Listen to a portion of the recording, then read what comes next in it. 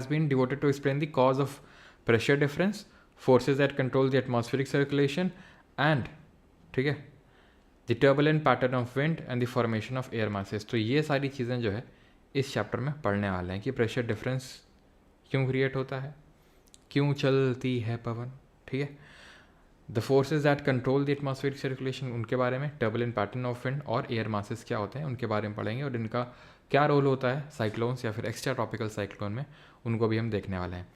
तो let us quickly dive into the first heading, first topic, and that is atmospheric pressure. तो atmospheric pressure is expressed in units of MB and pascals, ठीक है। मिली बार और Pascal's में इसको मापा जाता है। एंड ये ध्यान रखिएगा, ये बेसिक्स है। As one moves up the air gets rarefied and one feels breathless. क्यों? क्योंकि ऊपर जाते जाते धीरे धीरे धीरे एटमॉस्फेयर हमारा थिन होने लगता है, पतला होने लगता है। पतला इसलिए होने लगता है क्योंकि ग्रेविटी की वजह से जो भी हैवीनेस है वो पूरी नीचे आ जाती है, ठीक है। तो at sea level the average atmospheric pressure is 10132। Sir PDF नहीं दिए हो आप कल सोलर रेडिएशन का? मिल तो गया होगा यार, मैंने ट्रांसफ़र तो कर दिया था। आप नोट्स का बात कर रहे हो या फिर NCERT का?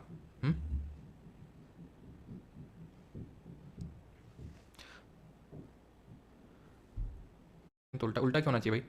जब पेरीहिलियन यानी पास में है, अगर पास में है सन तो ज़्यादा इंसोलेशन मिलेगा ना। और अगर दूर है, जैसे एपीहिलियन का केस की बात करें, जुलाई का केस का बात करें, तो वहाँ पे दूर है, तो वैसे बात ये थोड़ा सिंपल सा है ना, इसमें क्या दिक्कत है, ठीक है। तो at sea level the average atmospheric pressure, इसमें मतलब दिक्कत क्या है आस्था जी, क्यों बार बार उसको कर रही हैं copy paste? At sea level the average atmospheric pressure is इतना 10132.3.2 MB, तो थोड़ा ध्यान रखना, ठीक है, अगर डेटा पूछ ले। एयर सरफेस पे डेंस होती है and hence has high pressure, ठीक है। Air pressure is measured with the help of mercury barometer और द एनारॉइड बैरोमीटर। इन दोनों में से किसी का आंसर NCERT की PDF नहीं आई है। एक सेकंड रुको यार, मैंने PDF भेजी तो थी, पर मैं चेक कर लेता हूँ, एक सेकंड रुकना।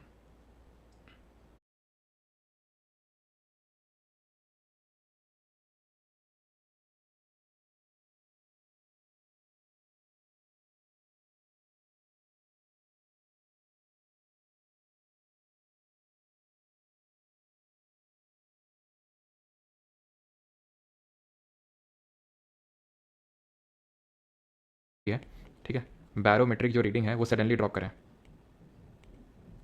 सडनली ड्रॉप्स एकदम से अगर ड्रॉप कर जाए बैरोमेट्रिक रीडिंग, तो ये किस चीज़ का इंडिकेशन होता है? It is an indication of a storm, ठीक है, इंडिकेशन ऑफ अ स्टॉर्म। ये चीज़ आप ध्यान रखेंगे कि स्टॉर्म के संकेत होते हैं। ये कभी कभी क्वेश्चन पूछ लेता है, इसमें पूछ सकता है, फिर अगर आप बाकी को एग्जाम देते हो तो वहाँ पर पूछ लेता है, ठीक है। प्रेशर डिक्रीज होता है हाइट के साथ, ये थोड़ा सा ध्यान रखेंगे, ठीक है। Pressure also decrease with height at any. अब क्यों प्रेशर डिक्रीज हो रहा है? क्योंकि जो एक कॉलम ऑफ एयर है, जो एयर मास है, वो उतना प्रेशर ऊपर नहीं लगा पा रहा है, क्योंकि ग्रेविटी उसको नीचे की तरफ पुल करी, जिसकी वजह से ग्रेविटी की वजह से सरफेस पे ज़्यादा प्रेशर लग रहा है, ठीक है, क्लियर। एंड यहाँ लिखा है wind which move from higher pressure areas to low pressure areas. ये मैंने आपको कल समझाया था, पूरा समझाया था, अगर आपको याद हो, ठीक है। और मैं आपको एक बार फिर से बता देता हूँ, एक बार पहले बता ही देता हूँ, सारी चीज़ें रिवाइज करवाई देता हूँ आपको, ठीक है। मैंने आपको बताया था ये चीज़ कि जो वार्म एयर होती है, ठीक है, और एक कोल्ड एयर होती है। तो जो वार्म एयर होती है, इसकी प्रॉपर्टी होती है कि राइज करता है, ये राइज करता है। और जो कोल्ड एयर की प्रॉपर्टी होता है वो ये है कि वो सिंक करता है। अब वो राइज करेगा ऊपर की ओर, तो ऑब्वियस सी बात है, जो मास ऑफ एयर जो सर्फेस ऑफ अर्थ पे प्रेशर लगाना चाहिए वो तो है ही नहीं, वो तो ऊपर की तरफ जा चुका है। तो जिसकी वजह से यहाँ पे जो क्रिएट होगा that would be low pressure, ठीक है। और यहाँ पे क्योंकि बहुत ज़्यादा सर्फेस ऑफ अर्थ प्रेशर लग रहा है, जो ये सबसाइडिंग एयर है, सबसाइड कौन सी एयर करती है? कोल्ड एयर करती है। तो यहाँ पर जो क्रिएट होगा that would be high pressure, ठीक है, यहाँ पर हाई प्रेशर क्रिएट होगा। और क्योंकि यहाँ पर प्रेशर डिफरेंस होगा, यहाँ पे जो क्रिएट होगा that would be sir DB भी दे दिया करो चैप्टर वाइज प्लीज़। बस सर मैन रोल अब भाई बोलोगे सर रोज एक दो दिन करते हो, लेकिन रुक जाओ बस एक दो दिन, तुम्हें पता है ना अभी क्या सिनेरियोज हैं थोड़े से, तो 2-3 दिन का बस समय दो, मोहलत दो, जो भी समझो, लेकिन सारी चीज़ें हो जाएंगी यार, ठीक है। अभी जितनी चीज़ें हो रही हैं उससे कई ज़्यादा चीज़ें जो प्लान करी थी वो एग्जीक्यूट अभी नहीं कर पाए हैं, क्योंकि अभी फैटमैन लिटिल बॉय के चलते हैं। अभी 2-3 दिन में काम फिनिश ऑलमोस्ट हो जाएगा, ठीक है, मेरी साइड से भी। तो फिर सारी चीज़ें आपको मिल जाएंगी, जितना आप मतलब प्रॉमिस किया था और जितना आपने सोचा था उससे ज़्यादा ही, ठीक है। तो प्रेशर डिफरेंस अभी तो ये समझो एकदम टाइटली पैक चल रहा है सारी चीज़ें।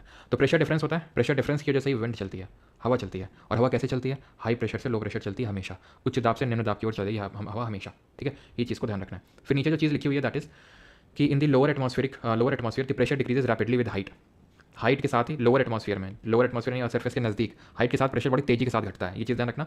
और कितना घटता है? तो 10 मीटर ऊपर जाओगे ना तो 1 मिली बार का जो प्रेशर है वो डिक्रीज देखने को मिलेगा। ये डेटा याद रखिएगा कि 10 मीटर में कितना का डिक्रीज, तो 1 मिली बार का डिक्रीज आपको देखने को मिलेगा। सी लेवल में जो प्रेशर होता है वो भी हमने देखा 1013.25 होता है, ठीक है। Vertical pressure gradient force is much larger than that of horizontal pressure gradient, but it is generally balanced bye nearly equal but opposite gravitational force.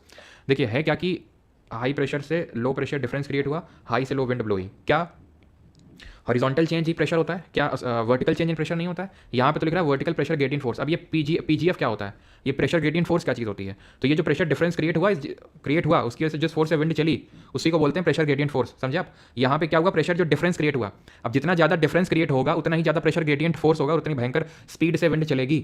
ये बोल रहा है कि वर्टिकल जो प्रेशर ग्रेडियंट फोर्स होता है वो काफ़ी ज़्यादा होता है, यानी ये बोल रहा है कि हाई प्रेशर लो प्रेशर यहाँ है, ऐसे हाई प्रेशर लो प्रेशर ऐसे भी होता है, ठीक है, वर्टिकली भी होता है। तो हवा क्या ऐसे भी चलती है, लेकिन चलती तो नहीं है, हवा चलती तो नहीं है ऐसे ऐसे, देखा आपने कि ऊपर नीचे ऐसे हवा चल रही साए साए साए, नहीं चलती है, ऐसे ऐसे चलती साए साए, ऐसे तो साए साए नहीं चलती है। क्यों नहीं चलती है, क्योंकि यहाँ पे जो हाई प्रेशर से लो प्रेशर ऊपर की तरफ गया, ठीक है, वो बैलेंस कर लेगा कौन, ग्रेविटी।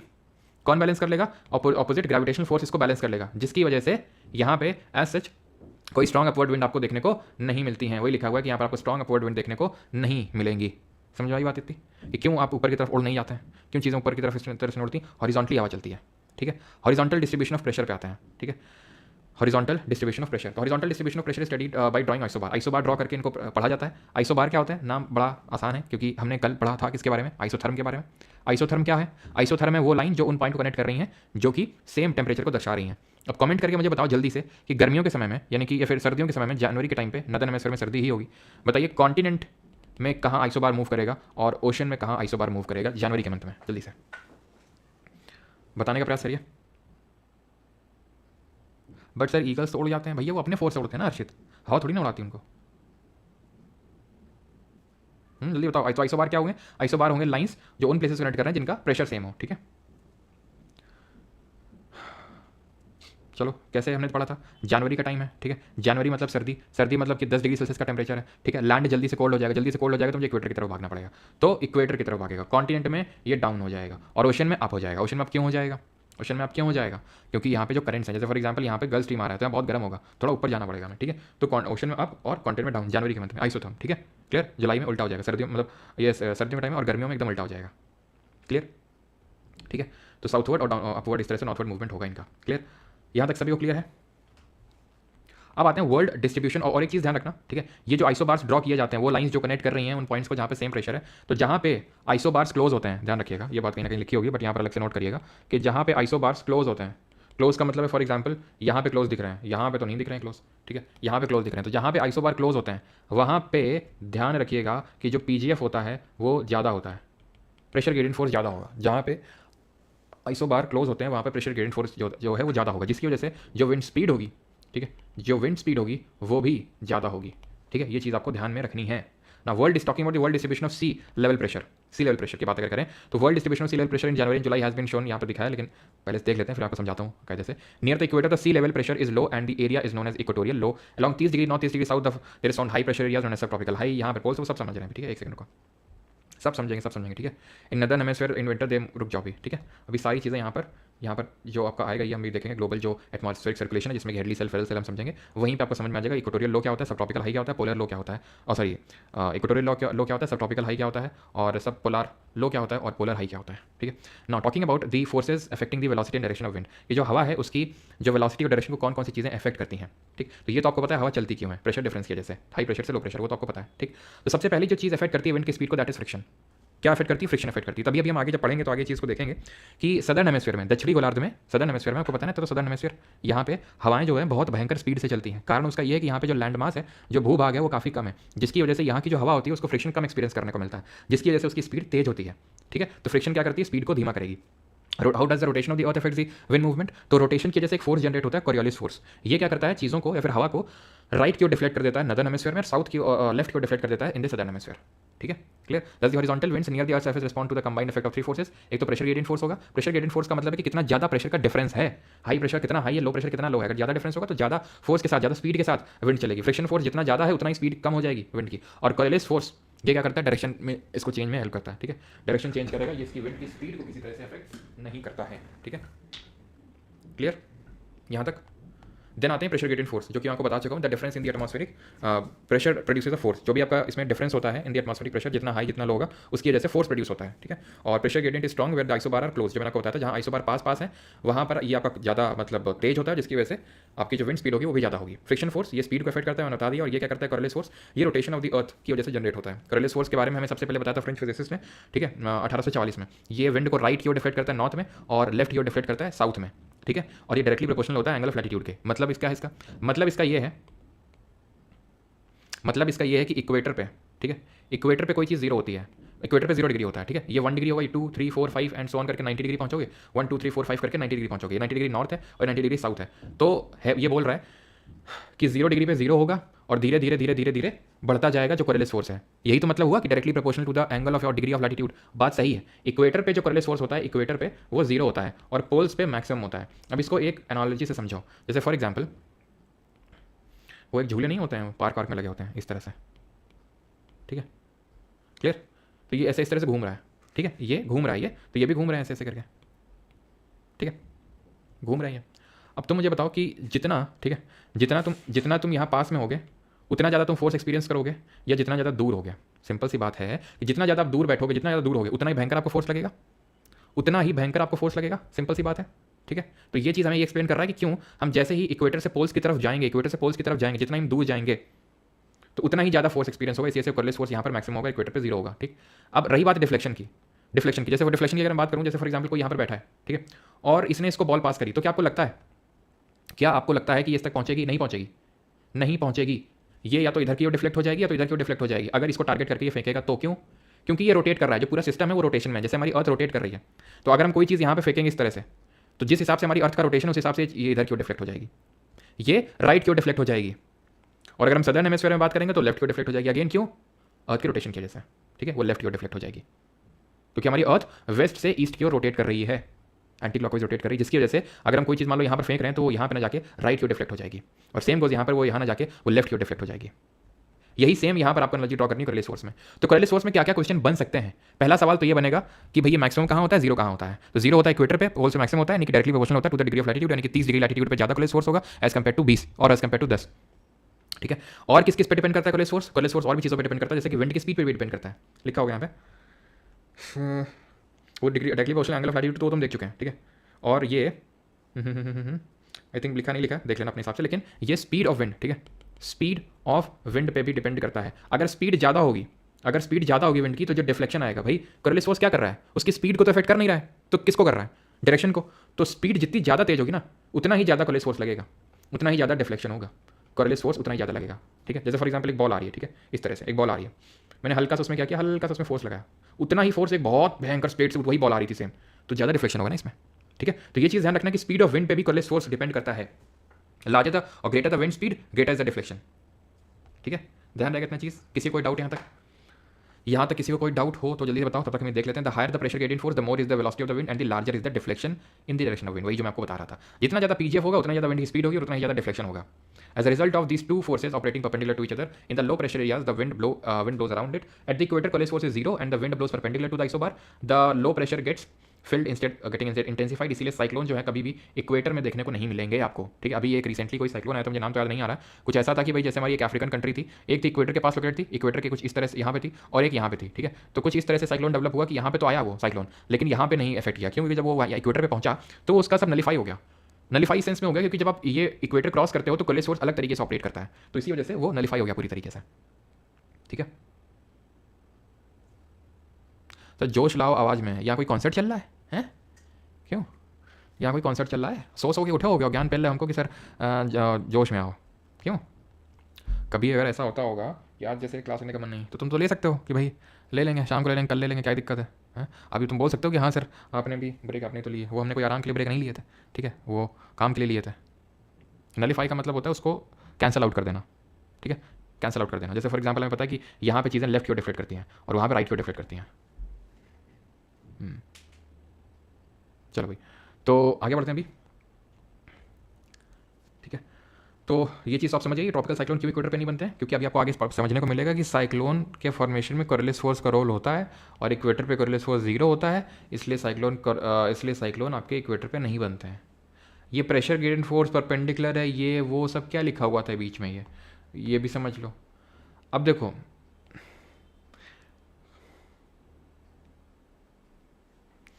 आइसोबार क्या चीज़ है? आइसोबार है वो लाइन जो कनेक्ट कर रहे हैं उन पॉइंट्स को जिनका सेम प्रेशर है। तो अलॉन्ग लैटिट्यूड यहाँ पे मान लेते हैं जो प्रेशर है वो ऑलमोस्ट यहाँ पे भी होगा, ठीक है, इस तरह से जो यहाँ पे वो यहाँ पे होगा, ठीक है, सिंपल सी बात है। तो विंड तो तब चलेगी जब प्रेशर ग्रेडियंट फोर्स होगा, जब प्रेशर क्रिएट होगा। प्रेशर कहाँ क्रिएट होगा? सेम प्रेशर पे। जैसे यहाँ पे प्रेशर है, उतना ही प्रेशर यहाँ है, तो क्या कभी विंड चलेगी? क्या कभी प्रेशर ग्रेडियंट फोर्स क्रिएट होगा? नहीं क्रिएट होगा। क्यों? पीडीएफ मिल जाएगा, ठीक है, प्राइवेट टेलीग्राम ग्रुप पे मिलेगा, प्राइवेट वाले पे मिलेगा, राइट। तो क्या विंड चलेगी? नहीं चलेगी। लेकिन अब यहाँ पे हाई प्रेशर है, यहाँ लो प्रेशर है, तो विंड चलेगी। तो आइसोबार कैसा बनेगा? सॉरी, पीजीएफ कैसा बनेगा? प्रेशर ग्रेडियंट फोर्स ऐसा मतलब perpendicular to isobar, perpendicular to isobar बन रहा है। तो ये चीज़ आपको समझ में आई? क्योंकि ये चीज़ समझनी ज़रूरी है अगर हमें अगला टॉपिक जियोस्ट्रॉफिक विंड को समझना है। तो आइसोबार अगर ऐसे बन रहा है, ऐसे, ठीक है, तो पीजीएफ कुछ परपेंडिकुलर बनेगा उसके।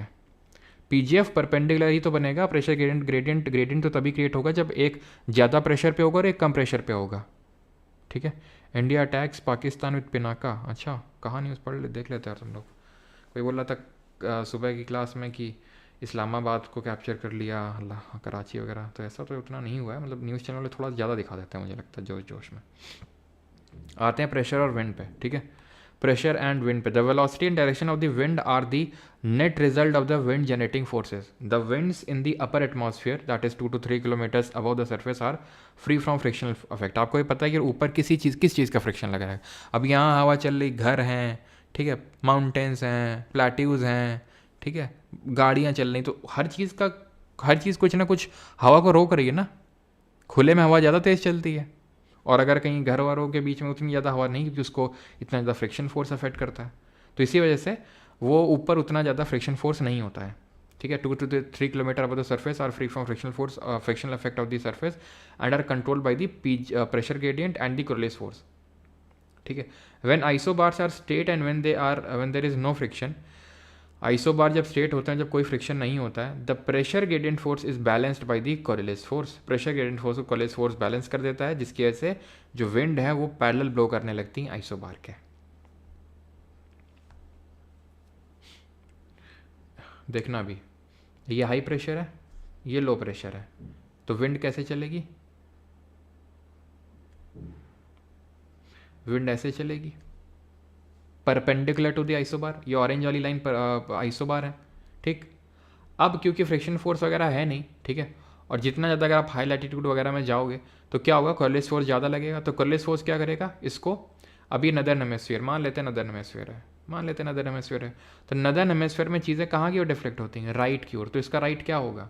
इसका राइट ये होगा, ठीक है। तो धीरे धीरे धीरे धीरे विंड ऐसे ब्लो करने लगेगी। That means parallel to isobar, and that kind of wind is called as geostrophic winds, जो आपको हाई ऑल्टीट्यूड पे देखने को मिलती हैं, ठीक है, 2 to 3 kilometers above the surface. ये बात समझ में आई आपको? ये आपको बात समझ में आई कि वो हवा जो आइसोबार के पैरेलल ब्लो करने लगे उसको जियोस्ट्रॉफिक विंड बोलते हैं। ये जब ऊपर आप जाते हैं तो वहाँ पे आपको ऐसे देखने को मिलता है, ठीक है, हाई ऑल्टीट्यूड पे एंड हाई लैटिट्यूड्स पे भी। क्लियर यहाँ तक? क्लियर यहाँ तक? किसी को कोई प्रॉब्लम? जल्दी से। नॉन बैच बाले स्टूडेंट्स को भी दे दो हाईलाइटेड एनसीईआरटी पीडीएफ सर। अगर उन बाले स्टूडेंट को भी दे देंगे तो वो बाले स्टूडेंट हमको ये नहीं बोलेंगे कि हमने पैसा तुमको किस बात का दिया था जब तुमने तो शुरू में तो बोला था कि ये नहीं देंगे, अब तुम फ्री में दिए दे रहे हो, तो पैसा हमने किस बात का दिया था? क्यों, तुम्हें नहीं लगता है?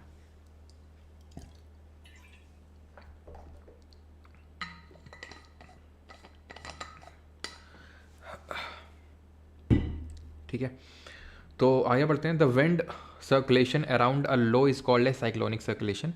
यानी कि जब एक, सब समझ में आ जाएगा, तो एकदम प्राइमा फेसी मत नहीं हमें तो समझ नहीं है विंड सर्कुलेशन, ठीक है, अभी समझ में आएगा, साइक्लोन ही पढ़ने वाले हैं आगे, ठीक है। तो wind circulation around a low is called, यानी कि एक लो प्रेशर के अराउंड अगर हवा घूमने लगे ऐसे घर घर घर घर घर घर घर घर, तो उसको बोलते हैं साइक्लोनिक सर्कुलेशन। खत्म बात, खत्म नहीं, अभी तो शुरू हुई है, ठीक है। Generally over low pressure area the air will converge and rise. बोल रहा है कि लो प्रेशर एरिया में क्या होता है, ये जो विंड होती है वो कन्वर्ज करती है और इस तरह से उठ जाती है। ये प्रॉपर्टी ध्यान रखना, सारी आगे काम आने वाली है भी। ओवर हाई प्रेशर एरिया क्या होता है, air will subside from above and diverge at the surface. इस तरह से नीचे दबेंगी, जाके नीचे सिंक करेंगी, नीचे धंसेंगी और डाइवर्ज हो जाएंगी इधर उधर, ठीक है। ये क्या कर रही हैं, मर्ज हो रही हैं और उठ रही हैं, ये धंस रही हैं और डाइवर्ज हो रही हैं, ठीक। सर टेलीग्राम पे आपका बैच में ला 200 कौन है? चलो भाई, तो ये चीज़ समझ में, यहाँ पर आप देख सकते हो कि यहाँ पर कॉन्वर्जेंस हो रहा है, ठीक है, इस तरह से मिलन हो रहा है और ऊपर की तरफ जा रही हैं, ऊपर की अपर या डाइवर्जेंस हो रहा है, ठीक है, देन ये सिंक करेंगी एंड देन फिर यहाँ पे डाइवर्जेंस होगा, ठीक है। क्लियर थी चीज़। अब आगे थोड़ा सा बढ़ लेते हैं। General circulation of the atmosphere, किन किन चीज़ों the pattern of planetary winds largely depends on latitudinal variation of atmospheric heating, emergence of pressure belt, distribution of continent ocean and rotation of the earth. ये factors तुम अपने ध्यान में रखना कि अगर कभी सवाल बन जाए इस पर कि प्लानिटरी विंड किन किन पे डिपेंड करती हैं, तो ये चीज़ें ध्यान में रखना। बाकी इन सारी चीज़ों को भी मैं आपको एक्सप्लेन कर रहा हूँ, ठीक है। ये अभी भूल जाओ, अभी क्या लिखा हुआ ये भूलो इसको, ठीक है।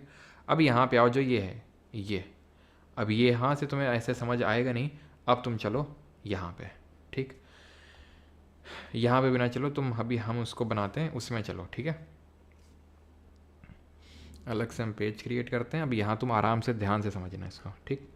ये हमने ड्रॉ कर दिया अर्थ की सरफेस को, ठीक है। वैसे मेरे पास फीचर होगा तो इसमें शेप बनाने का, हाँ शेप का फीचर है, कोई नहीं बना लेगा, चलो बना ही लेते हैं यार, जब मिला हुआ है फीचर, सब्सक्रिप्शन ले रखा है गुड नोट्स का, तो कुछ तो फ़ायदा उठाएंगे यार। फिर आएगा ही नहीं रहा है, कहाँ से बनता है भाई ये शेप है इसका? चलो यार बना ही लेते हैं, हाथ से ही है अपना हाथ जगन्नाथ।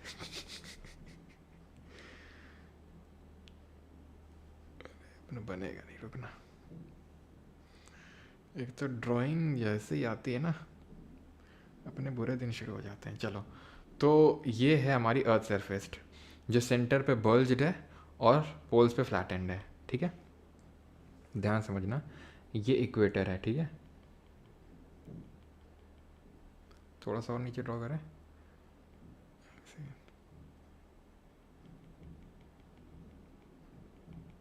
ठीक है। ये चीज़ आपको समझ में आई, ये हमारा इक्वेटर, ठीक है, इक्वेटर है। इनकी अलग से जगह पर, अच्छा अच्छा अच्छा, चलो। तो यहाँ पे हंसी क्यों आ रही भाई आप लोगों को इतनी हैं? यहाँ फोकस करो अच्छे से, ठीक है। तो इक्वेटर है यहाँ पे, और इक्वेटर पे हवा गर्म होती है, और गर्म हवा मैंने आपको बताया था राइज करती है, ठीक है। राइज करेगी, कन्वर्ज मतलब पास में आएगी और राइज करेगी ऐसे, देन अपर या डाइवर्जेंस होगा, ठीक। चलेगी चलेगी चलेगी चलेगी चलेगी चलेगी चलेगी और क्या होगी? ठंडी हो जाएगी बेचारी, ठंडी हो जाएगी ना, चलते चलते ऊपर ऊपर ऊपर। गाना गई चलते चलते हंसी वादियों में, ठीक है। तो चलते चलते हंसी वादियों में ठंडी हो जाएगी और गिर जाएगी। क्या हो जाएगी? गिर जाएगी। थोड़ा और आगे गिरा दो अगर गिराना है तो, है वैसे यहीं गिरा देते हैं, आगे फिर और लोगों को भी गिराना है, भी उठाना है, ठीक है। क्यों गिर गई? ठंडी हो गई ना, ऊपर जाते जाते जाते, और ठंडे इलाकों में जाने लगी तो ठंडी हो गई, गिर गई। इतनी तो बात समझ में आई आपको? कोई दिक्कत नहीं कि भाई यहाँ पे हवा बहुत गर्म होगी इक्वेटर पे, और उस गर्मी की वजह से ये राइज करेगी इस तरह से, ठीक। अब यहाँ पे आओ ऊपर, तुमको तो नहीं लगता है कि यहाँ से ज़्यादा कहीं हाई प्रेशर होगा, पोल से ज़्यादा हाई प्रेशर कहीं होगा? लगता है तुम्हें? नहीं लगता होगा। तो अगर नहीं लगता है, एक सेकेंड, तो पोल्स पे तो पोल से ज़्यादा तो हाई प्रेशर कहीं होगा नहीं, तो क्या होगा? विंड ऐसे नीचे चलेगी। कि नीचे क्यों चलेगी, ऊपर क्यों नहीं उठेगी? गर्म थोड़ी ना जो ऊपर उठेगी, ठंडी है। तो ये यहाँ पे आई, ठीक है, इस तरह से आई, इस तरह से आई आई आई। जब नीचे चलती रहेगी चलती रहेगी चलती रहेगी, तो फ्रिक्शन की वजह से और भी अदर फैक्टर की वजह से रिलेटिवली गर्म हो जाएगी, और गर्म वगैरह तो राइस करती है, हमने बचपन में पढ़ा था, राइस कर गई। ध्यान समझते रहिएगा अभी, ठीक है। यहाँ पे क्या हुआ? ये राइज हुआ। इसको थोड़ा हम और आगे ड्रॉ कर देते हैं सो दैट बेटर पिक्चर बने, ठीक। और इसको भी आगे और ड्रॉ कर देते हैं, ठीक है। इस तरह से राइज की यहाँ पे। अब आप मुझे बताइए, ठीक है, इसको भी आगे पहुँचा ही सकते हैं आप, ठीक है। अब आप मुझे बताइए, जहाँ पे एयर राइज कर रही है वो लो प्रेशर ही होगा, तो इसको बोलते हैं इक्वेटोरियल लो। Equatorial low. क्यों? क्योंकि वार्म एयर है और वो राइज कर रही है। यहाँ पे ये हवा सिंक कर रही है, नीचे जा रही है। अब नीचे जा रही है, कौन सी हवा जाती है नीचे? ठंडी, तो वो चली गई। अब यहाँ पे कैसा बनेगा? हाई प्रेशर बनेगा ना, क्योंकि यहाँ पे प्रेशर ज़्यादा अप्लाई हो रहा होगा इस सरफेस पे, क्योंकि एयर नीचे जाके दब रही है। तो इसको बोलते हैं हाई। कौन सा हाई? सब ट्रॉपिकल हाई, क्योंकि ये ट्रॉपिक्स है ना, ये ट्रॉपिक्स की है ना, ट्रॉपिक ऑफ कैंसर के आसपास वाले रीजन की बात हो रही। तो sub tropical high, sub tropical high ऐसे नीचे, ये भी आपका sub tropical high. This would also be called as sub tropical high.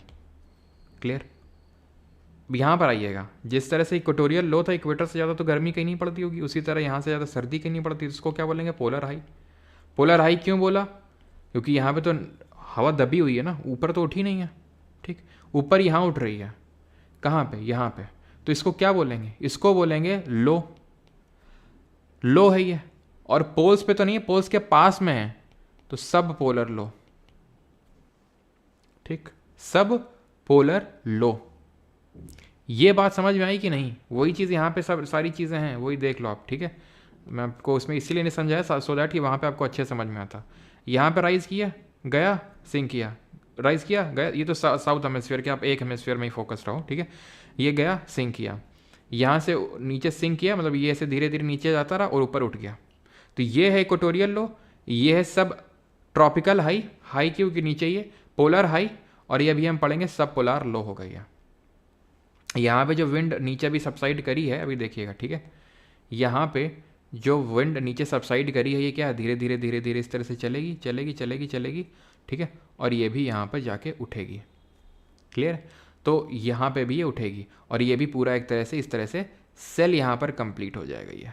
ठीक है, ऊपर जाते जाते जाते ठंडी होगी, नीचे जाएगी ऊपर। ठीक है, तो यहाँ पर भी एक तरह से चलते चलते चलते चलते ठंडी होगी, सबसाइड करेगी। तो ये पूरे सेल बन जाते हैं। इस सेल को बोलते हैं Hadley cell. Hadley cell terrorist का नाम लग रहा है ये तो, हेडली सेल। ये है फेरल सेल, और ये है पोलर सेल। ये सेल बन जाती हैं, हेडली सेल, फेरल सेल और पोलर सेल। इक्वेटोरियल लो, सब ट्रॉपिकल हाई, सब पोलर लो और पोलर हाई। सेम यहाँ पे भी वही सेम कहानी बन जाएगी, जैसे ऊपर यहाँ बनती है वैसे नीचे यहाँ पर बन जाएगी। वेन आई से सब ट्रॉपिकल हाई, तो मैं बात कर रहा हूँ इन लैटिट्यूड्स की, 30 डिग्री 30 डिग्री। इक्वेटर तो पता है 0 डिग्री, पोलर तो पता है 90 डिग्री। सब ट्रॉपिकल जब मैं बात करता हूँ ना, सब ट्रॉपिकल हाई, तो ये 30 डिग्री होता है। सब पोलार की बात करता हूँ तो 60 डिग्री होता है। वही सब यहाँ पे राम गाथा लिखी होगी पीछे। ठीक है, वही सारी। अब और समझ लो यहाँ पे। ठीक है, और समझ लो, पूरा ही समझ लेते हैं यहाँ पे। अब देखिएगा यहाँ पे ध्यान से, पूरा ही समझो। अब यहाँ पे विंड पैटर्न भी समझते हैं यहाँ पे, ध्यान से बस समझते रहिएगा। Hindi medium students please use Hindi. Just ये कौन सा था? हेडली था। ठीक है, हेडली सेल। क्लियर? और कभी अगर पूछ ले, कभी पूछा तो नहीं है, इसको मैकेनिकल सेल बोलते हैं। ठीक है, मैकेनिकल सेल। ठीक, अब यहाँ पे ध्यान से बताओ मुझे, हवा कैसे चलेगी? हवा चलती है हाई से लो, यहाँ से ज़्यादा तो लो कहीं नहीं होगा। यहाँ मतलब इक्वेटर से ज़्यादा लो तो कहीं नहीं होगा। ठीक है, यहाँ हाई है क्योंकि विंड सबसाइड करी है। ध्यान से फोकस लूज़ नहीं करना है आपने एक तो पहले घबराना नहीं है, और आपने फोकस लूज़ नहीं करना है। ठीक है, क्योंकि भाईजान आपने घबराना नहीं है। ठीक है, तो high pressure high pressure high pressure, यहाँ से ज़्यादा तो low pressure low pressure low pressure कहीं नहीं होगा। हाँ, आपको लगता है यहाँ से तो लो प्रेशर कहीं होगा? इक्वेटर से ज़्यादा नहीं होगा।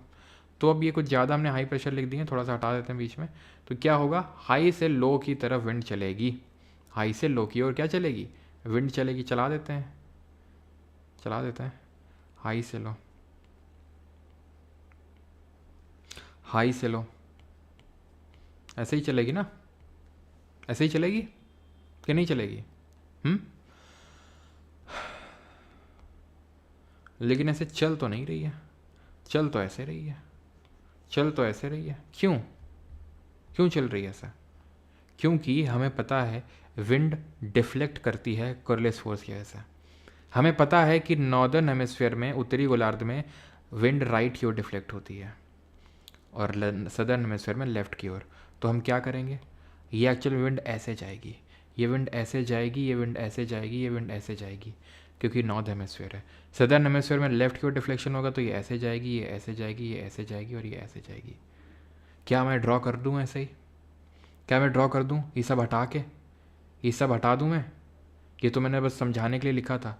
अब विंड का डायरेक्शन एक्चुअल में ऐसे हो जाएगा, जो ग्रीन कलर से बना हुआ है, ठीक है, जो ग्रीन कलर से बना हुआ है, जो ग्रीन कलर से बना हुआ है। चलो वो हाई प्रेशर में लिख ही देता हूँ यहाँ पे, ठीक है। ये high pressure, high pressure, high pressure और हाई प्रेशर, ठीक। तो विंड का डायरेक्शन ये हो गया।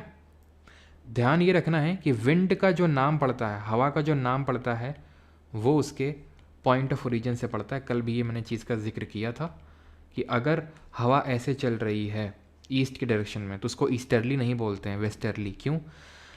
वो आ कहाँ से रही है? तो वेस्ट से आ रही है तो वेस्टर्ली है। मज़ा आ गया। अच्छा, यहाँ से मान लो कोई विंड ऐसे चल रही तो क्या बोलेंगे इसको, बताओ जल्दी से।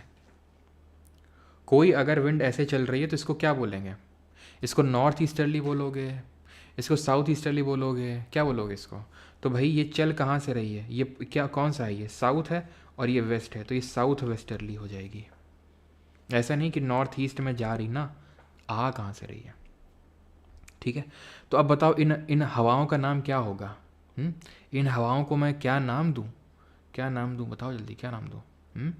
तो ये हो जाएगी आपकी नॉर्थ ईस्टर्ली। नॉर्थ ईस्ट से आ रही है ना, north easterly, north easterly, north easterly, ठीक है। ये क्या है, ये आ रही है साउथ ईस्ट से, तो south easterly, south easterly, south easterly. समझ में आई बात यहाँ तक? कृपया करके बताइए जल्दी से, ये समझ में आई बात? अब मुझे बताओ, अब तुम मुझे जल्दी से बताओ, जल्दी से जल्दी से जल्दी से। ये हाई प्रेशर है, लो प्रेशर यहाँ पे, लो प्रेशर यहाँ पे, ये कौन सा लैटिट्यूड है? 60 डिग्री वाले। कौन सा लैटिट्यूड है ये? 60 डिग्री वाले, ठीक है, 60 डिग्री वाले हैं। मैंने ये सब पोलार लो, तो यानी कि यहाँ पे तो लो होगा, low pressure, low pressure, low pressure और लो प्रेशर।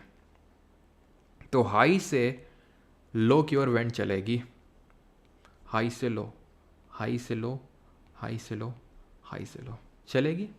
इसी तरह नीचे भी चलेगी, हाई से लो। अभी लो क्यों हुआ है पता है ना, ये हाई है और ये लो है। विंड यहाँ राइज करी थी तो रिलेटिवली लो था यहाँ पे, ठीक है, तो सब पोलर लो बोलते हैं इसको। हो सकता है यार तुम्हें किसी का डाउट आया हो कि यार पोल्स में तो ठंडी पड़ती है, पोल्स पे तो ठंडी पड़ती है ना, आया हो डाउट कि पोल्स पे तो ठंडी पड़ती है, तो ठंडी पड़ती है, हाई है। हम मानते हैं कि ये सब पोलर लो है, और यहाँ पर हाई कैसे हो सकता है? यहाँ पर तो ज़्यादा ठंडी पड़ती है, यहाँ कम ठंडी। आप बताते ठंडी है तो ठंडा ठंडा रहता है, मतलब नीचे हवा आएगी तो ज़्यादा प्रेशर होगा, जहाँ गर्म होगा क्योंकि ये इससे तो गर्म ही होगा। तो ये किस लिए तुमको समझाएं ये सब? हमें हेडली सेल फेल सेल इसी दिन के लिए तुमको समझाएं कि ताकि तुम मुझे ये काउंटर क्वेश्चन करो कि यहाँ ज़्यादा ठंडी, यहाँ कम ठंडी है, तो यहाँ पे हाई प्रेशर बनेगा और यहाँ लो प्रेशर बनेगा। इसी दिन के लिए तुम्हें मैंने पढ़ा लिखा के बड़ा किया था ये Hadley cell Ferrel cell polar cell, कि तुम मुझसे ये को सवाल जवाब करोगे। शर्म है तुम्हें कुछ की नहीं? समझ आई बात की नहीं कि क्यों यहाँ पे मैंने किया? क्योंकि वो विंड चलते चलते चलते चलते उसकी प्रॉपर्टी कोल्ड एयर वाली हो जाती है। रिलेटिव में हम बात करते हैं, ये बात मानी कि यहाँ पे ठंडी और यहाँ पे गर्म, लेकिन हवा आप देखो ना, ऊपर चलते चलते चलते ठंडी हो गई, यहाँ पे चलते चलते वो गर्म हो गई, ठीक है। तो कहाँ पे थे हम? यहाँ पे थे, ठीक है। तो अब हमें पता है कि हमें डिफ्लेक्शन भी तो करवाना है विंड का। डिफ्लेक्शन कैसे करवाना है? डिफ्लेक्शन नदर्न हेमिस्फीयर में राइट की ओर करवाना है। करवा दिया, तो ये हटा दूं मैं अभी?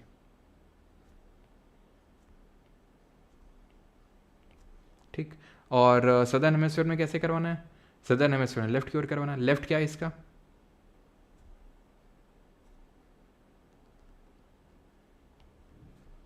ठीक है, ऐसे ही यहाँ पे। तो ग्रीन वाला पार्ट मैं हटा दूं?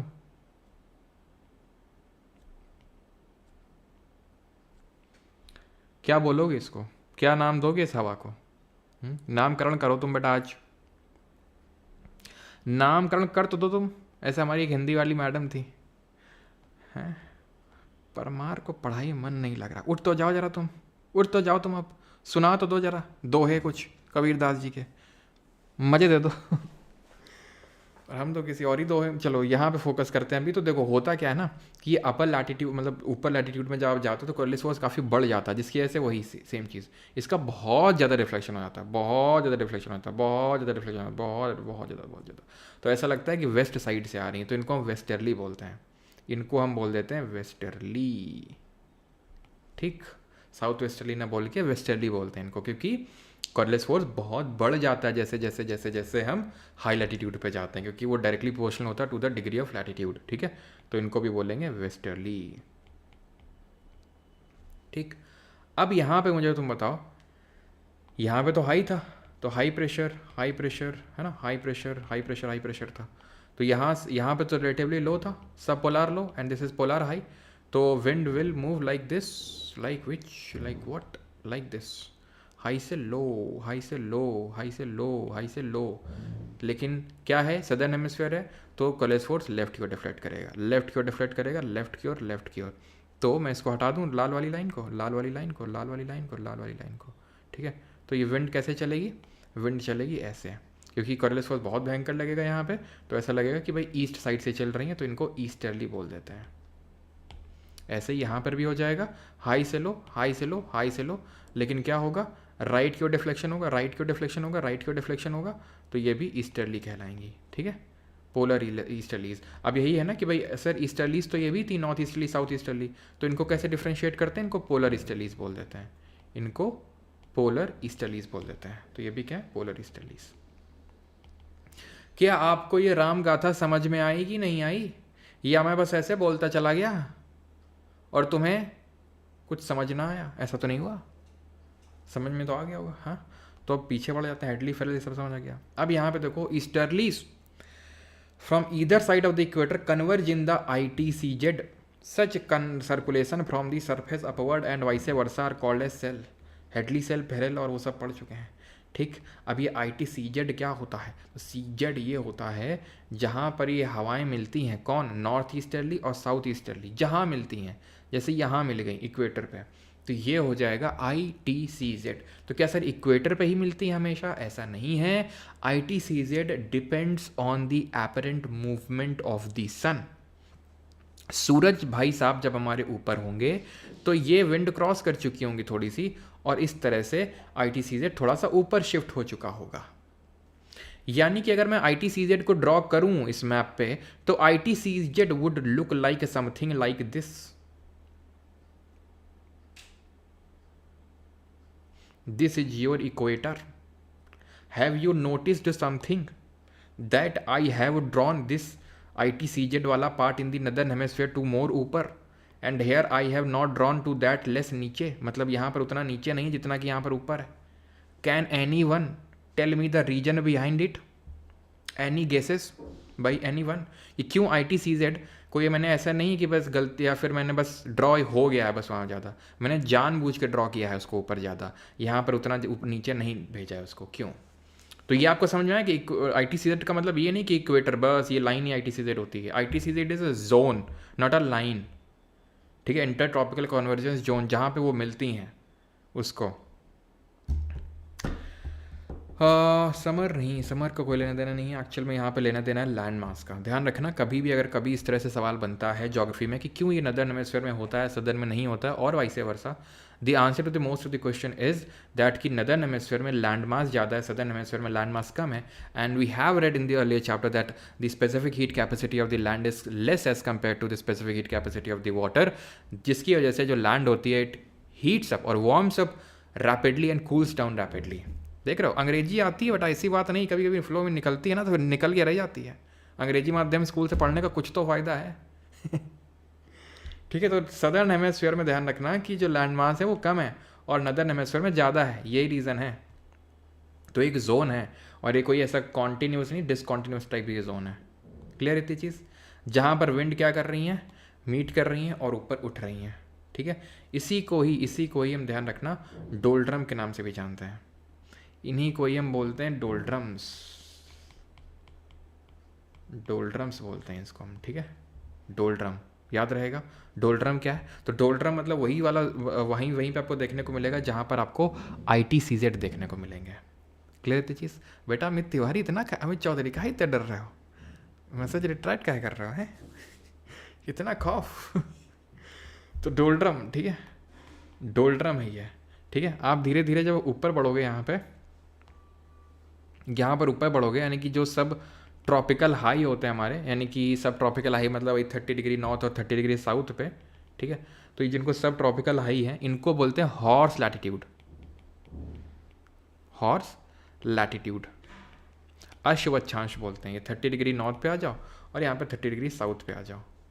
ITCZ शिफ्टिंग, ITCZ की शिफ्टिंग आशीष शर्मा मैं सोच रहा था मानसून में पढ़ा दूँ।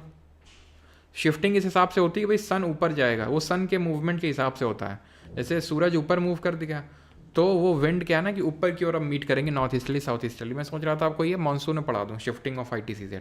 ITCZ आपको समझ में आ गया है, ठीक है, क्योंकि वहाँ पे कायदे से आपको समझ में आ जाएगा। डोल्ड्रम का मतलब तो उदास होता है, तो बिल्कुल यहाँ पे उदास ही होता है, मतलब कि यहाँ पर विंड की स्पीड उतनी ज़्यादा तेज़ होती नहीं है, ठीक है। इस वजह से इसको डोल्ड्रम बोलते हैं। चलो,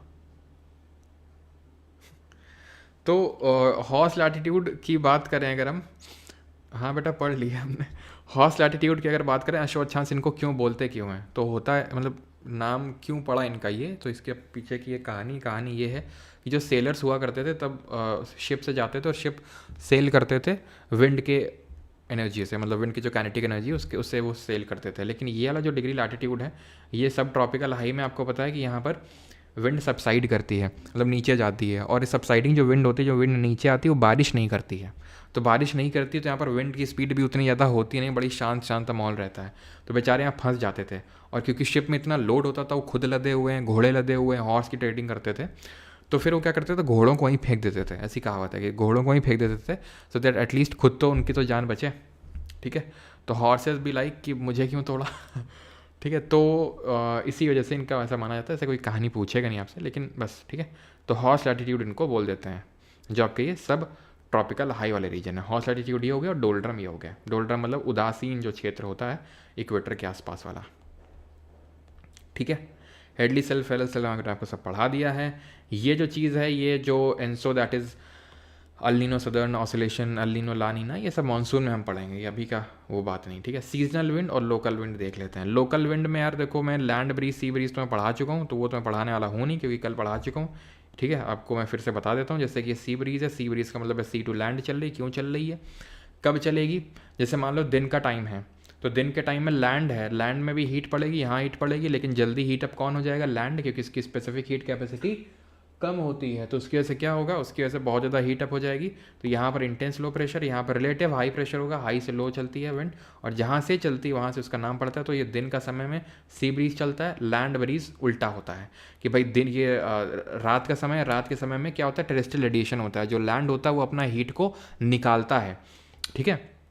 जो सरफेस है वो हीट को निकालता है, ये भी निकालेगा, ये भी निकालेगा, लेकिन ये बड़ी जल्दी निकाल देगा। जल्दी हीट अप होता है, जल्दी निकालेगा। जल्दी कूल डाउन हो जाएगा तो मतलब रिलेटिव हाई प्रेशर, ये जल्दी से कूल डाउन नहीं हो पाएगा तो रिलेटिव लो प्रेशर। तो high to low, high to low, high to low, कब, रात में। तो रात में चलती है लैंड ब्रीज और दिन में चलती है सी ब्रीज, ठीक, क्लियर।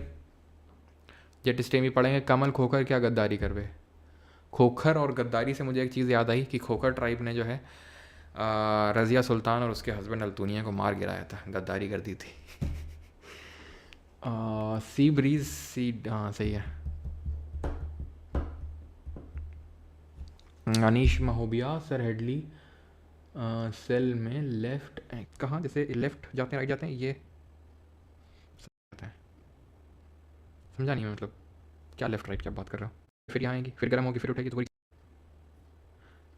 प्रशांत है तो सर मेरे दोस्त ने आपका। चलो आगे बढ़ते हैं। समझ में आ गया, ठीक है। अब माउंटेन वैली ब्रीज भी समझते हैं, फिर बस आखिरी टॉपिक पे आएंगे, दैट इज साइक्लोन, ठीक। बस अपने धैर्य को धारण करके रखें, माउंटेन और वैली विंड्स। और नहीं होगा तो इस टॉपिक पे क्वेश्चन, क्योंकि हमारा भी टॉपिक आगे बचा हुआ है, एंड जो टॉपिक है वो है साइक्लोन्स वगैरह, ठीक है। तो साइक्लोन बचे हुए हैं, साइक्लोन हम पूरा करेंगे और उसके बाद जो है क्वेश्चन नहीं होगा तो कल ऐसा कर लेंगे, क्योंकि आप से काफी लोगों ने कभी अभी आपके साथ प्राइवेट चैट भी नहीं किया, प्राइवेट डिस्कशन नहीं हुआ अपना बैच के अंदर, तो बैच के अंदर क्वेश्चन कर लेंगे और हमारा डिस्कशन भी हो जाएगा, ठीक है, पहले टाइम पे।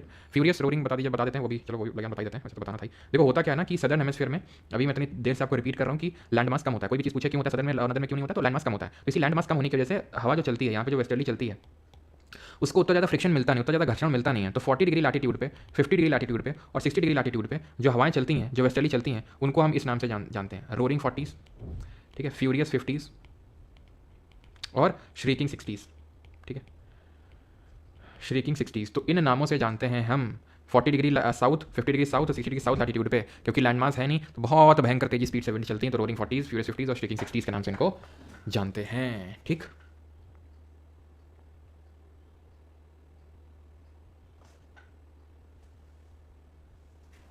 सर हाई प्रेशर से तो विंड 0 डिग्री की during the day the slope get heated. Mountainous region में स्लोप जो है ये काफी भयंकर हीट हो जाती है, तो एयर क्या है वो मूव करती है अप द स्लोप, ऊपर की ओर मूव करेगी, ठीक है। And to fill the resulting gap in the air from the valley blows up, मतलब जो हवा है वो गैप वो ब्लो करने के लिए वो भी उस तरह से ऊपर की तरफ जाती है। This wind is known as valley breeze, ठीक है। और the cool air of the high plateaus and the ice field draining into the valley is called as katabatic wind, मतलब कि दिन के समय जब ये ज़्यादा गर्म हो जाएगा तो ऊपर की ओर विंड राइज करेगी, और जब रात के समय स्लोप गेट कूल्ड, क्योंकि लैंड है तो जल्दी से कूल डाउन भी हो जाएगा, तो कूल डाउन होने के जो डेंस एयर है वो नीचे की ओर डिसेंड करेगी, नीचे की ओर जाएगी। तो ये बोल रहा है जो ऊपर की ओर उठती है विंड उसको बोलते हैं एनाबैटिक, मतलब वैली ब्रीज तो है ही है, लेकिन ध्यान रखना इसको एक टर्म देते हैं एनाबैटिक।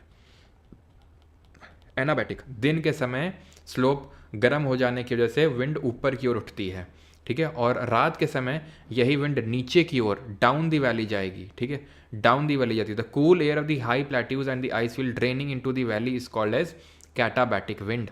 वो अल्नीनो समझेंगे गुट्टू भैया, मॉनसून पढ़े बिना कैसे अल्नीनो लानीना मैं को समझा दूँ। सब कुछ एक बार जब हो जाए वो सारी चीज़ें और उसके बाद अगर ना हो तो फिर आप मतलब कहिएगा कि हाँ ये भी कंप्लीट नहीं हुआ है, पहले पूरा कंप्लीट हो तो जाने दो एनसीईआरटी, ठीक है। तो इतनी चीज़ क्लियर है। कैटाबैटिक जो नीचे जा रही डाउन दी वैली, ठीक है, और जो ऊपर की ओर आ रही वो एनाबैटिक या फिर वैली ब्रीज उसको बोलेंगे। When it descends down the leeward side, वही है leeward side of the slope, the dry air gets warmed up by adiabatic process. Leeward side क्या होता है, तो एक्चुअल में होता क्या है, जहाँ पर विंड इस तरह से राइज करती है उसको बोलते हैं विंडवर्ड साइड, और जहाँ पे इस तरह से ड्रेन करती है ना तो उसको बोलते हैं लीवर्ड साइड, मतलब जहाँ बारिश नहीं होती है जिस साइड। अभी हम पढ़ेंगे एक तरह की बारिश होती है जिसको बोलते हैं पर्वतीय वर्षा, ओरोग्राफिक रेनफॉल। तो ओरोग्राफिक रेनफॉल एक साइड माउंटेन की तो बारिश कर देता है, दूसरे साइड नहीं हो पाती, क्यों नहीं हो पाती वो सब देखेंगे, ठीक है। तो उसकी वजह से होता ये है कि इसको लीवर्ड साइड बोलते हैं, इसको विंडवर्ड साइड बोलते हैं, ठीक है। अब आते हैं ये एयर मास क्या चीज़ होती है। तो when the air remains over a homogeneous area, यानी कि जब एयर एक पर्टिकुलर एरिया में रहती है, ठीक है, तो वो ठीक है, जब एक पर्टिकुलर एरिया में रहती है तो वो काफ़ी ज़्यादा गर्म हो जाती है वो एयर, ठीक है, और वो वहाँ की प्रॉपर्टी को एक्वायर कर लेती है, मतलब कहीं पे भी रहेगी, अगर गर्म एरिया में रहेगी तो गर्म हो जाएगी, ठंडे एरिया में रहेगी तो ठंडी हो जाएगी, ठीक है। मतलब कि जहाँ पे भी वो एयर रहेगी वहाँ की प्रॉपर्टी को एक्वायर कर लेती है, और उसी को हम बोलते हैं एयर मास, ठीक है।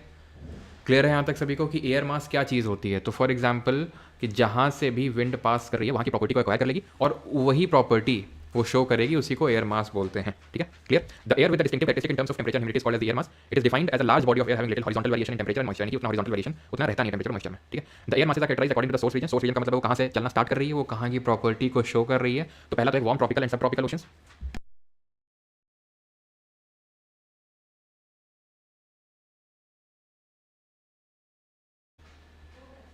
फाइव मेजर सोर्स रीजन्स हैं, एक तो and permanently ice covered continents. तो ये 5 इस तरह से हमारे रीजन्स बनते हैं, क्लियर है। लेकिन फ्रंट पढ़ाने से पहले या तो चलो इसको लास्ट में देख लेंगे, एक्चुअली लोकल विंड है, ये मुझे पढ़ा देना चाहिए था पहले ही, मतलब एयर मास से पहले ही, लेकिन अब हम एयर मास में घुस चुके हैं तो इसी को पूरा ध्यान से समझ लेते हैं पहले, ठीक है।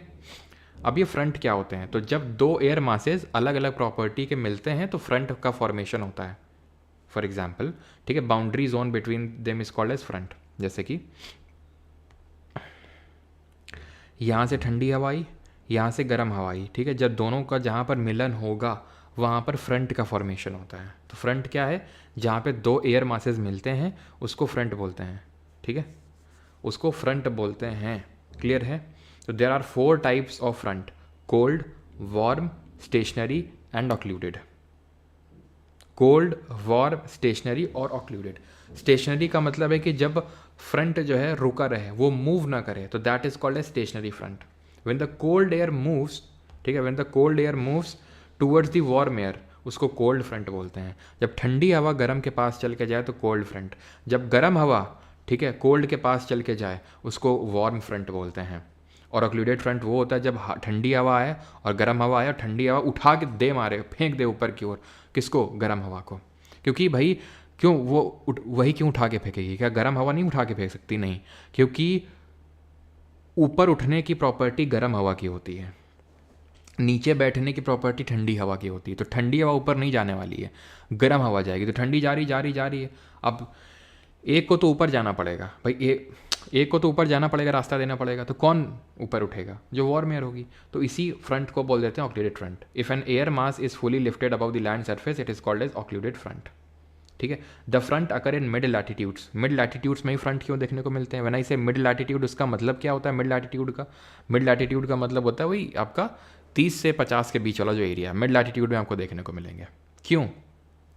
क्योंकि यहाँ से ठंडी हवा भी आएगी, यहाँ से गर्म हवा आएगी। पोल्स से ठंडी हवा आएगी और यहाँ से इक्वेटर से गर्म हवा आएगी। अब इक्वेटर में थोड़ी ना यहाँ फ्रंट बनना है यार, तुम खुद सोचो, यहाँ पे तो गर्म ही गर्म है। गर्म और ठंडे का मिलन होना चाहिए तभी तो फ्रंट बनेगा। सिंपल सी बात है कि नहीं है?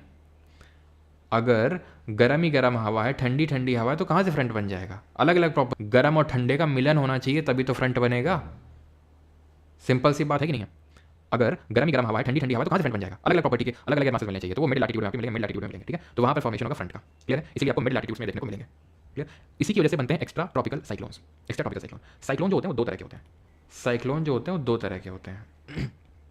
एक तो होते हैं ट्रॉपिकल और एक होते हैं टेम्परेट। ठीक है, टेम्परेट ध्यान समझने, अब ये बहुत इंपॉर्टेंट टॉपिक चल रहा है, ध्यान समझना। ठीक है, बिल्कुल योगेश जी वही ना है। ठीक है, ट्रॉपिकल टेम्परेट। तो ये बड़ा आसान है ये गेस करना कि ट्रॉपिकल साइक्लोन किसको बोलते हैं, टेम्परेट किसको बोलते हैं। क्यों? क्योंकि जो ट्रॉपिक्स में 0 डिग्री है, 23.5 डिग्री नॉर्थ है, 23.5 डिग्री साउथ है। तो यहाँ पे जो आपके साइक्लोन्स आएंगे उनको ट्रॉपिकल साइक्लोन बोलेंगे। और यहाँ पे जो साइक्लोन आएंगे, जो टेम्परेट एरिया में जो साइक्लोन आएंगे, यहाँ पे जो ग्रीन वाला एरिया, उनको हम टेम्परेट साइक्लोन बोलेंगे। ठीक है, टेम्परेट साइक्लोन को हम एक्स्ट्रा ट्रॉपिकल भी बोल देते हैं, ट्रॉपिक से बियॉन्ड। तो एक्स्ट्रा ट्रॉपिकल के साइक्लोन को बोलते हैं, टेम्परेट वाला को बोलते हैं। ठीक है, समझ आ रही बात? समझ में आई थी बात? तो यहाँ पर जो क्या बन रहा है वो एक्स्ट्रा ट्रॉपिकल टेम्परेट साइक्लोन बन रहा है। अब यहाँ पे जो साइक्लोन बनते हैं वो फ्रंटोजेनेसिस कैसे बनते हैं? फ्रंटोजेनेसिस क्या होता है? जो फ्रंट का फॉर्मेशन हुआ उसी को फ्रंटोजेनेसिस बोलते हैं। जेनेसिस मतलब किसी चीज का बनना। तो फ्रंटोजेनेसिस कैसे बनते हैं? और फ्रंट क्यों बनते हैं? क्योंकि जब गर्म हवा ठंडी हवा से मिलती है तो फ्रंट बनते हैं। फ्रंट किसी भी तरह का हो सकता है, वार्म, कोल्ड, ऑक्लूडेड। तो जब फ्रंट बनते हैं तो क्या होता है? और कोरिलेस फोर्स अपना रोल प्ले करता है। तो ये हवा मतलब घूमती है और उसकी वजह से साइक्लोन बनता है। और ये क्योंकि फ्रंट की वजह से बना है। तो और दो तरह का बनता है, ट्रॉपिकल और टेम्परेट। तो ट्रॉपिकल का जो बनने का तरीका होता है इसका वो अलग होता है, टेम्परेट का बनने का तरीका अलग होता है। टेम्परेट का पढ़ चुके हैं अभी क्या? Frontogenesis is the mode of formation और is the cause of formation of temperate. Frontogenesis is the mode of formation और is the cause of formation of temperate और एक्स्ट्रा ट्रॉपिकल साइक्लोन। ये बात समझ में आई कि नहीं आई? ठीक है, बिल्कुल क्रेजी मफिन जी सफिशिएंट है। तो ये बात समझ में आई कि नहीं आई? अब इसको मैं यहीं पे पॉज करूंगा। ठीक है, इसको यहाँ पे मैं पॉज करूंगा और अभी आएंगे सीधे ट्रॉपिकल साइक्लोन पे। ठीक है, फिर वापस आएंगे उस पर भी। ये जानते हैं कि ट्रॉपिकल साइक्लोन किस तरह से बनते हैं। तो यहाँ पर लिखा हुआ है the conditions favourable for the formation and intensification of tropical storms are. तो कौन कौन सी कंडीशंस फेवरेबल हैं फॉर्मेशन और इंटेंसिफिकेशन ऑफ ट्रॉपिकल स्टॉर्म्स के? तो पहली बात तो ये है कि समुद्र में बहुत ज्यादा टेम्परेचर होना चाहिए, लगभग 27 डिग्री सेल्सियस से ज्यादा का तापमान होना चाहिए। इससे आप एक बात क्या सीखे कि हाई लैटिट्यूड पे तो नहीं बन सकता ये, क्योंकि वहां पे इतना ज्यादा टेम्परेचर मिलेगा नहीं समुद्र में। प्रेजेंस ऑफ द कोरिलेस फोर्स की प्रेजेंस होनी चाहिए। यानी ये बात भी तय है कि ऊपर नहीं बनेगा तो इक्वेटर पे भी नहीं बनेगा, क्योंकि इक्वेटर पे कोरिलेस फोर्स 0 होता है। यानी कि इक्वेटर से थोड़ा ऊपर थोड़ा नीचे बनेगा। Small variation in the vertical wind speed, यानी विंड जो वर्टिकली विंड चल रही है, वर्टिकल विंड स्पीड उसमें उतना वेरिएशन नहीं होना चाहिए, नहीं तो वो फॉर्म नहीं कर पाएगा अच्छे से जिस हिसाब से उसका फॉर्मेशन होता है। तो अगर वर्टिकली बहुत ज्यादा विंड चलेगी इस तरह से तो उसका फॉर्मेशन नहीं हो पाएगा, वो डिसिपेट कर जाएगा। एक प्री एग्जिस्टिंग पहले से एग्जिस्ट करता है एक लो प्रेशर एरिया होना चाहिए, लो लेवल साइक्लोनिक सर्कुलेशन होते रहने चाहिए। ठीक है, थोड़ा सा हवा घूम रही हो, अपर एयर डाइवर्जेंस हो, अपर एयर जो है डाइवर्जेंस हो अबव द सी, यानी ऊपर की ओर जो है विंड इस तरह से डाइवर्ज करे। तो ये होते हैं जो आपके कंडीशंस फेवरेबल होते हैं for the formation of tropical cyclone. ठीक, अब होता क्या है कि इन तरह के साइक्लोन में टावरिंग बड़े बड़े लंबे चौड़े क्यूमुलोनिम्बस क्लाउड पड़ते हैं। अच्छा, हमने भी क्लाउड नहीं पढ़ा, अगला टॉपिक जो होगा हमारा जो मंडे को कर रहे होंगे वो वही होगा, डिफरेंट फॉर्म्स ऑफ कंडेंसेशन पढ़ेंगे। तो क्लाउड भी एक फॉर्म ऑफ कंडेंसेशन ही होता है, तो उसमें डिफरेंट टाइप के क्लाउड पढ़ेंगे। तो क्यूमुलोनिम्बस क्या होता है अभी मत समझो। ठीक है, अगर समझ में आए तो समझ लो, नहीं तो जब आपको जब तक क्यूमुलस क्लाउड निम्बस क्लाउड नहीं पता होगा तब तक क्यूमुलोनिम्बस, ठीक, ऑल्टो सिरस और ये सब नहीं समझ में आएगा आपको। क्यूमुलोनिम्बस वो होते हैं जो बड़े भयंकर, मतलब जिनमें बड़ा वर्टिकल डेवलपमेंट होता है, यानी वर्टिकली बहुत डेवलप हो जाते हैं, ऐसे क्लाउड को क्यूमुलोनिम्बस क्लाउड बोलते हैं। बहुत भयंकर बारिश करते हैं। ठीक है, तो with continuous supply of moisture from the see the storm is further strengthen. यही रीजन है कि सी में ही क्यों साइक्लोन बनते हैं ट्रॉपिकल वाले। टेम्परेट वाले जो होते हैं वो सी और लैंड दोनों में बन जाते हैं, क्योंकि हवा कहीं भी मिल जाएगी गर्म और ठंडी, तो वहां पर फ्रंटोजेनेसिस हो जाएगा और साइक्लोन बन जाएगा। लेकिन यहाँ पे तो उसको सप्लाई ऑफ मॉइस्चर चाहिए जो कि लैंड में नहीं मिलेगी, जो समुद्र में मिलेगी। इसी वजह से समुद्र में ही बनते हैं, क्योंकि सप्लाई ऑफ मॉइस्चर को चाहिए, वही उनका एनर्जी का सोर्स है। वो the place where tropical cyclone crosses the coast is called as landfall. Of the cyclone का मतलब होता है जैसे ये है साइक्लोन यहाँ बना आंध्र प्रदेश में, ओडिशा में हिट किया तो उसको लैंडफॉल बोलते हैं। खत्म, ये थोड़ी आसान सी बात है। ठीक है, the cyclones which cross 20 degree north latitude वो रिकर और भयंकर घूमते हैं। ठीक है, और वो बहुत ज्यादा डिस्ट्रक्टिव हो जाते हैं फिर। ठीक है, क्योंकि उतना ही ज्यादा उनको कोरिलेस फोर्स लगता है और जैसे 20 डिग्री नॉर्थ लैटिट्यूड क्रॉस करेंगे वो बहुत भयंकर डिस्ट्रक्टिव हो जाते हैं। चीज ध्यान रखिएगा, ये डायरेक्ट स्टेटमेंट पूछा जा सकता है, तभी मैंने रंग रखा है। जैसे ये पूरा है ना, ये पूरा कि भाई क्या कंडीशंस फेवरेबल हैं, ये पूरा रटा हुआ होना चाहिए। किस तरह के क्लाउड बनते हैं ये रटा होना चाहिए, क्यूमुलोनिम्बस बनते हैं। ठीक है, और लैंडफॉल क्या होता है साइक्लोन का, और किस डिग्री लैटिट्यूड क्रॉस करेंगे तो बहुत भयंकर इंटेंसिफाई हो जाएंगे। ठीक है, स्ट्रीमिंग रुक रही है, वीडियो कट रही है, ये कैसे हो रहा है ये पता नहीं, 2-3 दिन से क्यों हो रहा है। वहाँ पे एसएससी क्लास में होता है, कितने लोग एक्सपीरियंस हो रहा है, कितने लोग एक्सपीरियंस हो रहा है। A mature tropical cyclone is characterized by the strong spirally circulating wind around the centre called the eye. तो यहाँ पर बहुत भयंकर स्पाइरल टाइप विंड बनती है, इसको बोलते हैं आई ऑफ द साइक्लोन। ये जो आई होता है ना, diameter of the circulating system can very, मतलब इसका डायमीटर इतना होता है 150 से लेकर 250 किलोमीटर। ये जो आई होता है सेंटर ऑफ द साइक्लोन होता है, साइक्लोन का जो बीच वाला हिस्सा है, ये काम और सबसाइडिंग एयर, काम है शांत और सबसाइड कर रही है। सबसाइड करती हुई एयर कभी भी बारिश नहीं करती, क्योंकि उसके पास मॉइस्चर नहीं होता। मॉइस्चर तो ये हवा जो ऊपर उठेगी वो उठा के ले जाएगी, मॉइस्चर को बादल बनाएगी और तब बारिश करेगी। कभी भी नीचे सबसाइडिंग वाली जो एयर होती है बारिश नहीं करती। इसी वजह से जो सेंटर होता है साइक्लोन का, जिसको कि आंख बोलते हैं, आई बोलते हैं, वहां पर बारिश का कोई स्कोप नहीं होता, क्योंकि वहां पर कोई भी क्लाउड का फॉर्मेशन नहीं होता है। जैसे इसका मतलब ये होगा कि अगर साइक्लोन इस तरह से है, ये घूम रहा है, यहाँ पर लैंडफॉल कर रहा है, तो ये बारिश करेगा पहले। जैसे इसका आई वाला पार्ट आएगा तो बारिश आप एक नोटिस करिए, अगर आप कोस्टल स्टेट में रहते हैं, ठीक है, नहीं रहते तो भी, तो जब साइक्लोन लैंडफॉल मारता है तो बारिश करेगा। विजिबल, सब दिख गया? क्या दिख गया? कुछ नहीं दिखा हम लोगों को, कंपनी वालों का था कहाँ? अच्छा चलो वही, तो यहाँ फोकस करते हैं आई पे, ठीक है। आग होती है साइक्लोन की, आई होती है साइक्लोन की, ठीक है। क्लियर? यहाँ पर आप देखो, ये देखो आप, ठीक है, आगे साइक्लोन, यहाँ पे कोई क्लाउड का फॉर्मेशन नहीं है, यहाँ पर, यहाँ पे, ठीक है, आई वॉल पे, यहाँ पर आपका फॉर्मेशन होगा क्यूमुलोनिम्बस क्लाउड का, क्योंकि यहाँ पर आई में सबसाइडिंग होती है, ठीक है। क्लियर है? अब हम थोड़ा सा आते हैं इस पे एक्स्ट्रा टॉपिक, और ये रोटेट कैसे करते हैं, ध्यान से समझना, ठीक है, ध्यान से समझिएगा, ये रोटेट कैसे करते हैं मैं आपको समझा रहा हूँ। टाइम यही होगा ना, आज देर हो गई। अच्छा चलो भाई, तो यहाँ पे ध्यान समझिएगा, जो भी साइक्लोन होते हैं वो लो प्रेशर ग्राउंड बिल्ड करते हैं, चाहे वो आपका ट्रॉपिकल हो चाहे टेम्परेट हो, वो लो प्रेशर ग्राउंड बिल्ड करते हैं। ध्यान समझिएगा, ध्यान से, ठीक है, यहाँ पे फोकस करो। हाँ, तो लो प्रेशर है, यहाँ हाई,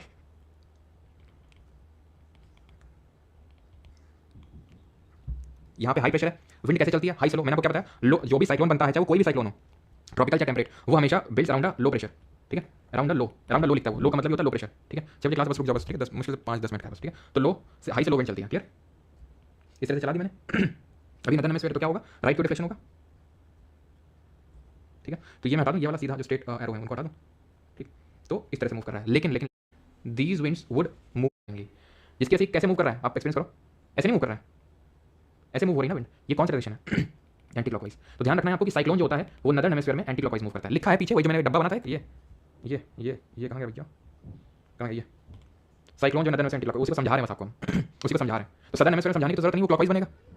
एक जो एंटी साइक्लोन होता है वो हाई प्रेशर ग्राउंड बिल्ड होता है, तो ये कैसे मूव करेगा, हाई प्रेशर ग्राउंड बिल्ड होता है तो हाई सेंटर पे होगा, लो साइड में होगा, लो प्रेशर साइड में होगा, लो प्रेशर साइड में होगा। अब इसके से होगा क्या, हाई सेंटर पे, लो यहाँ पर किनारों में है, नदर्न हेमिस्फीयर की बात हो रही है, उत्तरी गोलार्ध की, ठीक है। तो पहले तो हाई से हम लो को विंड चला देते हैं, अब उत्तरी गोलार्ध की बात हो रही है तो राइट की डिफ्लेक्शन होगा, राइट की डिफ्लेक्शन होगा, राइट की डिफ्लेक्शन होगा, राइट की और डिफ्लेक्शन होगा, हाई से लो है तो राइट की डिफ्लेक्शन होगा। अब यहाँ तो कोई वाक्य वैक्यूम नहीं है, यहाँ कैसा कैसा मूवमेंट हो रहा है, ऐसा मूवमेंट हो रहा है, इसको बोलते हैं क्लॉकवाइज। देख लो, एंटी साइक्लोन जो क्लॉकवाइज जाता है नदर्न हेमिस्फीयर में, तो सदर्न में एंटी क्लॉकवाइज। तुम्हें करना क्या है, तुम्हें बस एक याद कर लेना है कि साइक्लोन नदर्न में एंटी क्लॉकवाइज घूमता है, बस सब अपने आप याद हो जाएंगे तुम्हें। अगर साइक्लोन नदर्न में एंटी क्लॉकवाइज घूमता है तो सदर्न में क्लॉक घूमता होगा, और अगर साइक्लोन नदर्न में एंटी घूमता है तो एंटी नदर्न में क्लॉक घूमेगा, और सदर्न में एंटी क्लॉक घूमेगा, सिंपल। तो एक का याद करो एक हेमिस्फीयर में, अपने आप बात खत्म। अब हम आखिरी चीज जो देखने जा रहे हैं, जो यहाँ पे लिखी हुई है, पढ़ सकते हैं, ठीक है, मैं इसको समराइज कर रहा हूँ, क्लियर, यहाँ पे लिखी होगी और इसको भी देख लेंगे।